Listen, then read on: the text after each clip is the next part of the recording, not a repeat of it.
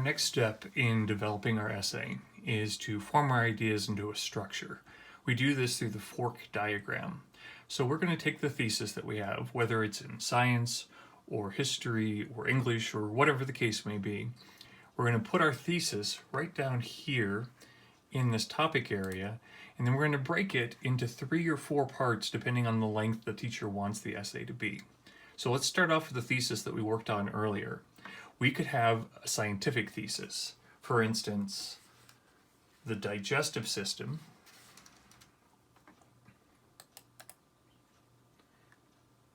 turns food into energy so the body can function, grow, and repair itself.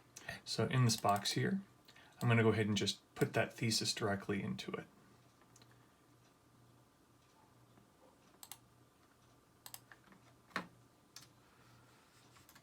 The digestive system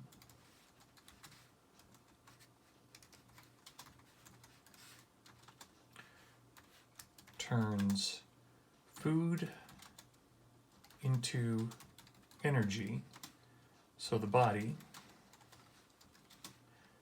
can function, grow, and repair itself.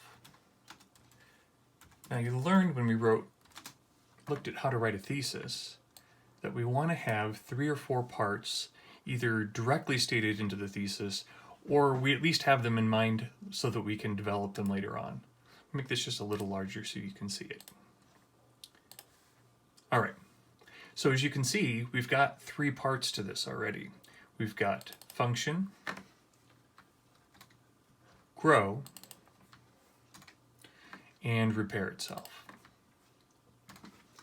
Now, I don't have to state these in the thesis, as you know. I can just say the digestive system turns food into energy so the body can do a number of things. But if I name them like this, that's called forecasting, and it helps the audience know the direction I'm going to write in. Now I simply take these ideas, whether they're stated directly in the thesis or not, and I put them over here. So my first idea was the digestive system uses food so that it can function. My next one is so that it can grow, and finally, so it can repair itself.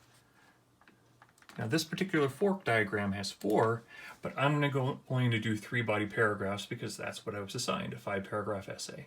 3 body paragraphs, an introduction, and a conclusion. 5 paragraphs total.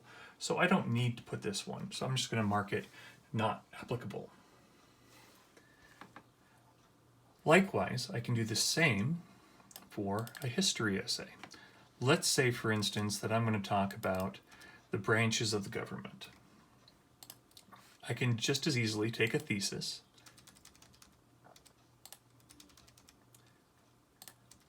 that deals with that topic and type that in here as well. So the government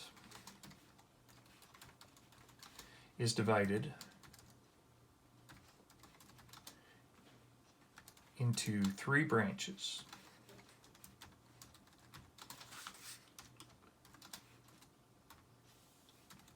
Executive, legislative, and judicial.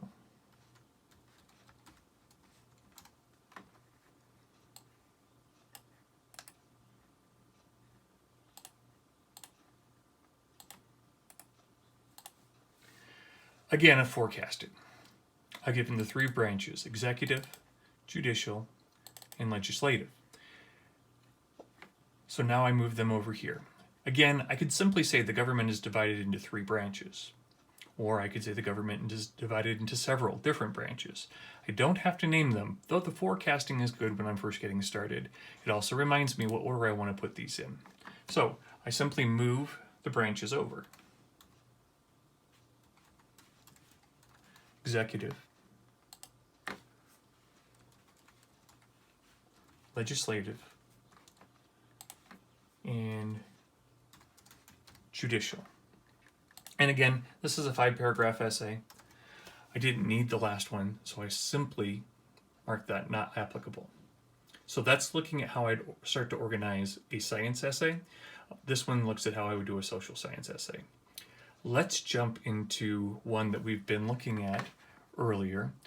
I've already taken the poem by T.S. Eliot called Preludes, and I decided to look at it in the form of imagery. What I started off with, and you've seen this in the earlier videos, is I've annotated it. In this one, I've got 5 different things I'm going to annotate, the 5 forms of imagery: visual, audio, touch or tactile, smell or olfactory, and taste, gustatorial. And I've marked in here, I've annotated it, each place where I've seen it, and since I color coded it, it's really easy to pick out there. I've also included the line numbers off to the side that wasn't in there originally, simply so I can reference it when I go to look at it. So let's look at what that looks like if I go to the fork diagram. Now you'll notice here, I've already put in my thesis. Eliot uses various combinations of imagery to help the readers see the world he lives in. Notice, I have not forecasted, I haven't listed them out in advance. What I've done is simply put my thesis in there, and now they're going to see into my major ideas how I put in each one of these. Before I get into that though, you saw an earlier video on a hook. Now, I started off looking for this essay, and I thought, I want to use a quote for this one, really tie in the literature. Quotes work pretty well for that. And usually what I tell people is use a quote by the author to talk about his ideas and his writing. In this particular case, Eliot didn't have much in the way of talking about imagery. There were a few that kind of worked, but not one that really got the idea that I wanted to get across. But with a little bit more research, I found this one by Margaret Atwood that says, "Touch comes before sight, before speech. It is the first language and the last, and it always tells the truth." Now, what Margaret Atwood said in this really ties into what Eliot did in his imagery. So though usually it's best to use a quote from the author if you're going to use a quote as your hook, in this case I deviated from it. If your teacher ever asks you about that, have a reason, like the one I just gave you, so you can understand it better. Now, we already saw in the annotations I showed you a second ago that there's 5 forms of imagery. Here, I've only got 4 body paragraphs to work in. What I ended up deciding to do was combine 2 of them. So it comes out like this. In the first body paragraph, I'm going to talk about visual imagery. We see things constantly. As long as we're awake, we're seeing things. So it's the most common form, and in Eliot's poem, if you go back and look, it has the most of it. So I started off with that first. It's a topical organization. The organization that's most prevalent, that you see the most. The second body paragraph, the second sense I decided to include, was audio or hearing or sound. Particularly I focused in nature. Notice how on here, I even made a little note to myself that nature is where I want to focus on this.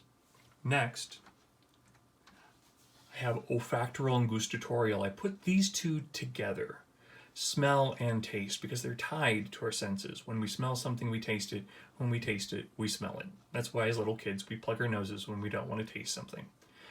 Those 2 senses are tied together, so I put them on the same line. That way, I can work 5 senses into just 4 body paragraphs. But since I put those 2 together, there's a bit more of those than there is in the other ones all on their own. The one I have the least of, at least when it's by itself,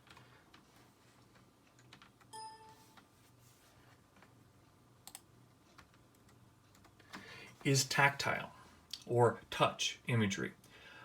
One of the things I noticed is constantly in Eliot's poems, this idea of touch imagery is connected with sounds as well.